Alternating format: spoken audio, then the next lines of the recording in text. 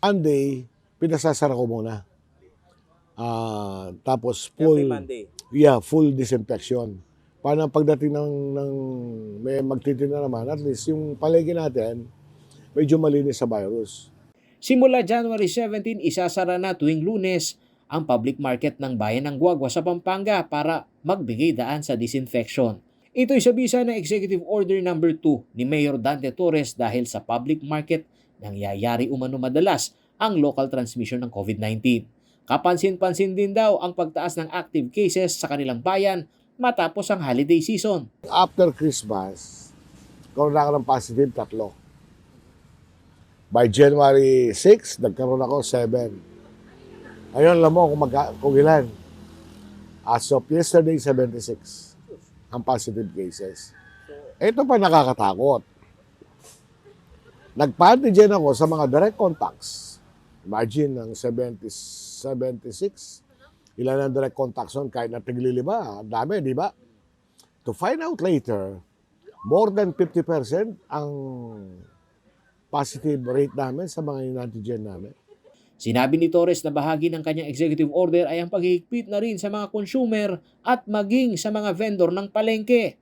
Hindi umano pwede ang verbal lamang na confirmation na sila'y bakunado. Kailangan daw na may maipakitang vaccination card para makapasok ang sino man sa palengke. Ang mga nagtitinda doon, kailangan dali nila yung vaccination card nila.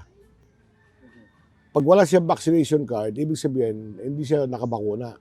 So that is also one way of plussing out yung wala pang bakuna kasi maraming nagsisinungaling eh. Sa 1 hektaryang lawak ng Guagua Public Market, isa ito sa sentro ng merkado sa 2nd District ng Pampanga. Mayroon itong 10 commercial building at fish port. Ayon kay Torres, ang Municipal Disaster Risk Reduction Management Office ng Guagua ay nakahanda ring magbigay ng suporta sa mga maliliit na negosyante na hindi pa nabakunahan, partikular na ang mga ambulant vendor.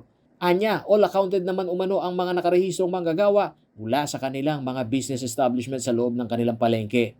Kaya ang 6 na vaccination sites ay bukas rin para sa mga magpapabakuna na hindi taga-Guagua.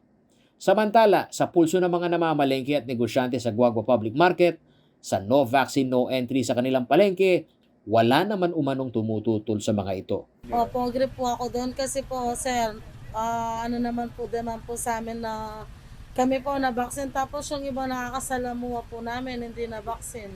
Dapat nakabaksin para ligtas kaming lahat.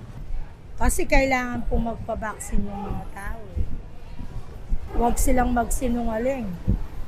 Kasi tinitignan po nila yung vaccine card. Paulo G. Santos, CLTV News.